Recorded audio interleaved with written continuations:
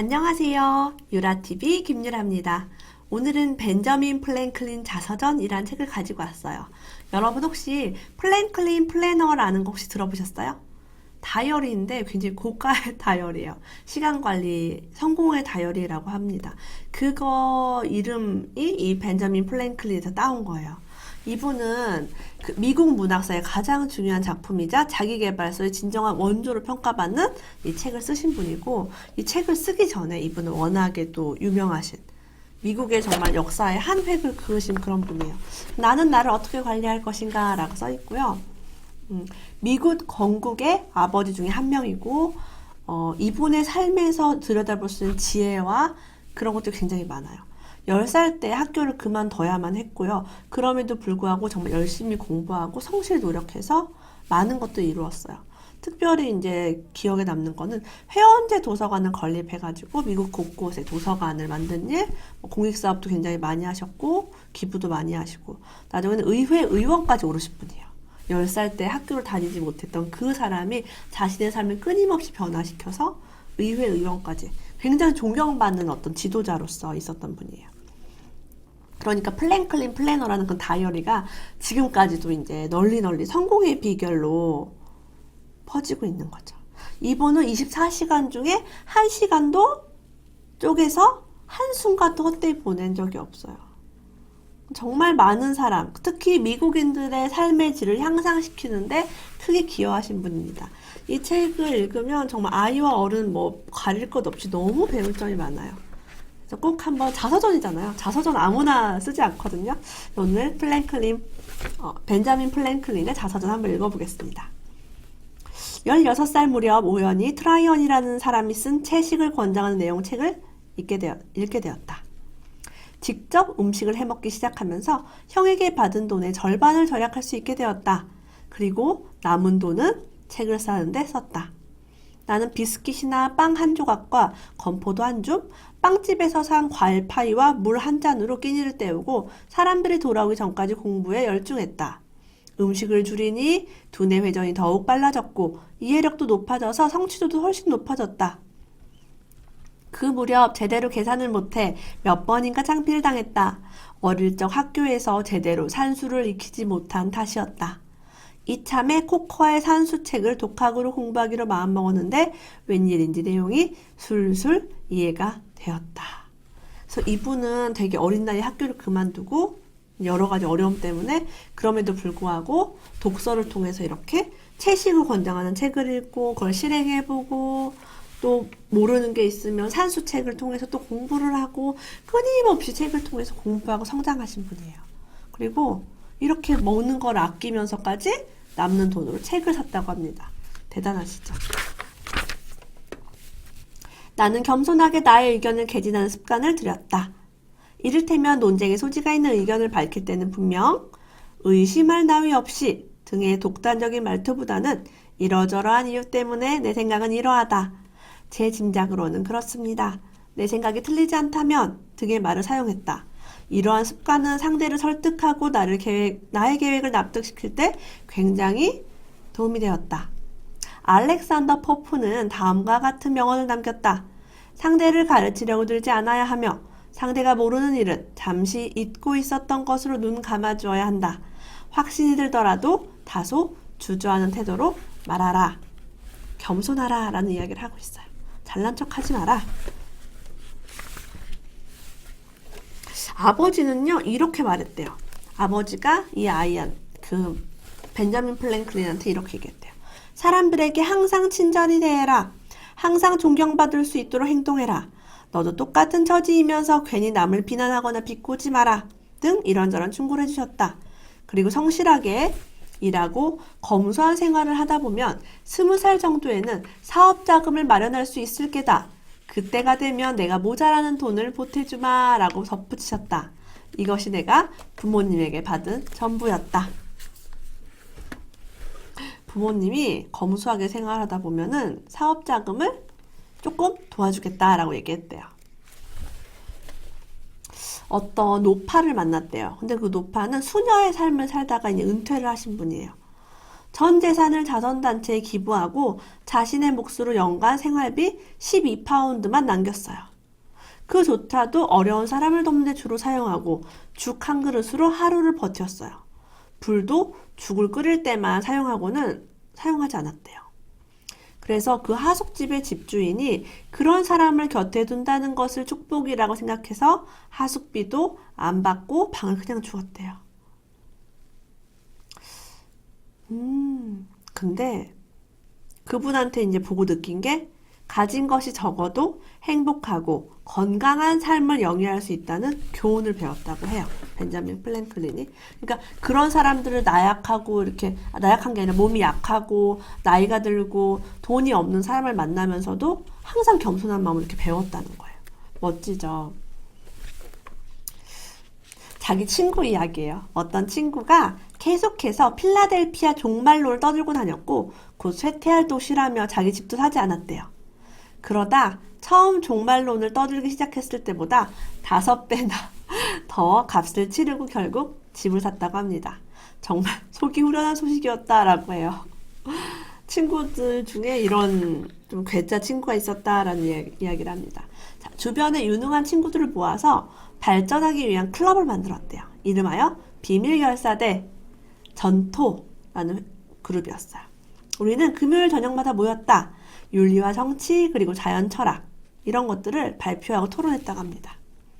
클럽 전토는요 40년 이상이나 계속됐대요. 굉장한 역사죠. 정말 죽을 때까지 같이 했던 그런 클럽이에요. 우리는 철학과 도덕, 정치에 관한 한 우리 지역에서 최고로 꼽히는 수련장으로 이름을 날렸다. 매주 모임에서 토론하게 될 주제를 일주일 전에 알려서 그때마다 주제에 대해 심도 깊은 연구를 했기 때문이다.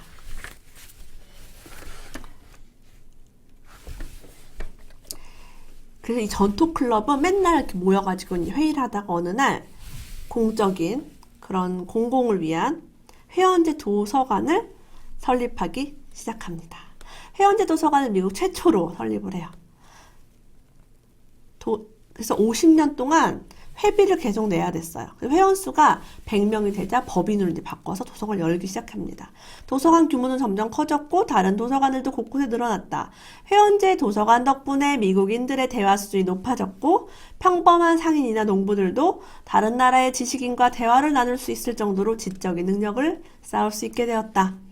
또한 식민지 전역에서 자신들의 권리를 되찾기 위한 독립운동이 불처럼 일어날 수 있었던 것도 바로 이러한 도서관이 있었기 때문이다. 그러니까 이분이 존경받는 거예요. 이 돈을 자기가 돈을 벌거나 뭐 투자를 한 게 아니라 미국 사람들 의식을 올리는데 한 거죠.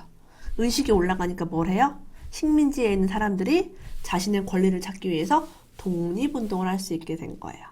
가난한 사람들, 생각이 가난한 사람들을 깨어나게 한 거죠. 뭘로요? 책으로요. 근데 우리는 회원제 도서관도 필요 없죠. 그냥 공짜 도서관이 널려 있으니까 얼마나 좋은 시대에 살고 있어요. 그죠?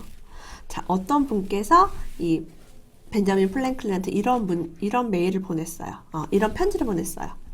위대한 일을 하면서도 가정적일 수 있고 남들의 존경을 받는 위치에서도 타인에게 친절을 할 수 있다는 점을 몸소 보여주는 것도 커다란 교훈이 될 거라고 생각합니다. 그러니까 이분이 어떤 분인지 이 문장에서 딱 드러났어요. 아, 이분이 이렇게 위대한 일을 하면서 가정적이고 남들에게 존경을 받으면서도 타인에게 친절하구나. 얼마나 멋진 사람이에요. 그죠? 그래서 이분을 존경하는 사람들이 정말 세상에 너무너무 많았던 거예요. 그 중에 하나 편지 일부 읽어봤습니다. 근데 이제 도서관을 점점 많이 세우기 위해서 돈이 들어가잖아요. 누군가 투자를 받아야 도서관을 지을 수가 있는데 사람들의 도움을 받기 위해서 자기가 이렇게 가면은 사람들이 싫어했대요. 이 벤자민 플랭클이 너무 잘나고 존경받으니까 시기 질투하는 사람들이 있었던 거예요. 자기는 자산가들을 만나서 어떻게든 설득을 해야 되는데 돈을 받아서 이제 도서관을 차리면 사실 존경받는 사람은 벤자민 플랭클린이니까 싫었겠죠. 그래서 자기는 이거를 다른 사람 도움을 받아야 되는데 인간은 나보다 다른 사람이 더 유명해지는 것을 눈뜨고 보지 못하는 본성을 가졌다. 그래서 자기는 방법을 바꾸었대요. 나 자신을 감추고 다른 친구 누가 세운 계획이고 당신도 독서를 좋아한다고 소문이 났으니 이렇게 찾아왔다라고 이야기를 하게 됐고요. 그때부터 이제 좀 일이 수월하게 풀렸대요. 전에는 자기 이름을 걸고 했을 때는 조금 사람들이 싫어했다고 합니다. 그래서 이 방법을 써서 실패한 경우가 거의 없기 때문에 강력히 추천하고 싶대요. 나를 내세우려고 하지 않고 조금만 참으면 나중에는 더욱 큰 보상을 받을 수 있는 법이다. 도서관이 생긴 덕분에 나도 계속 발전할 수 있었다. 매일 한두 시간씩은 책을 읽은 덕분에 과거 아버지로부터 제공받지 못했던 고등교육은 어느 정도 보충했다. 나는 술도 마시지 않고 도박도 하지 않아서 독서만이 유일한 취미생활이나 다름 없었다. 라고 합니다. 진짜 건전하고 발전적이죠. 그리고 검소했어요. 집에는 꼭 필요한 하인만 고용했고 검소함을 실천했으며 간단하게 식사를 했고 가구도 실용적인 것만 들였다. 예를 들면 나는 오랫동안 아침으로 빵과 우유만 먹었고 차는 마시지 않았다. 그리고 음식은 2펜스짜리 죽그릇에 담아서 백납 수저를 사용했다. 나중에는 와이프가 상의 없이 도자기 그릇과 은수저를 놓았대요. 자기와 상관없이 아내가 자기 남편도 이웃 사람들처럼 좋은 그릇에 은수저를 쓸 자격이 있다고 생각을 했다고 합니다. 영국 속담에 성공하고 싶다면 안사람을 잘 얻어야 한다라는 말이 있대요. 이 안사람, 아내가 부지런하고 검소했다고 또 자랑을 했어요. 하지만 나중에 도자기랑 은수저는 샀다. 이 정도. 네. 인격체가 되기 위한 계획을 세웠습니다. 내가 정한 덕목들과 그에 따른 규율, 일주일에 한 가지 덕목씩 실천하기로 마음먹었다. 하루 24시간에 대한 계획을 세우다. 규율을 지키려 시도하며 더 나은 인간이 되다. 성실하고 정직하게 사는 방법밖에는 없다. 내게는 거창하고 위대한 계획이 있다. 라고 합니다. 일주일에 한 가지 덕목 실천하기 괜찮죠? 예를 들면 이런 거예요. 예를 들면 절제, 침묵, 규율, 결단, 절약, 근면, 정직, 정의, 중용, 청결, 평정, 순결, 겸손 요런 어떤 덕목을 지키는 거예요. 그래서 이를 완벽하게 습득하고 나면 침묵의 단계는 한결 쉬워진다고 해요.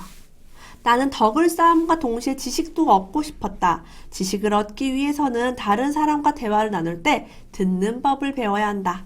그리고 쓸데없는 말장난을 하거나 농담하는 버릇을 고치려고 노력했다. 그런 습관을 가지면 시시껄렁한 친구들만 꼬이게 마련이다. 그러니까 아무 말이나 하지 않고 잘 듣는 법을 배웠다고 합니다.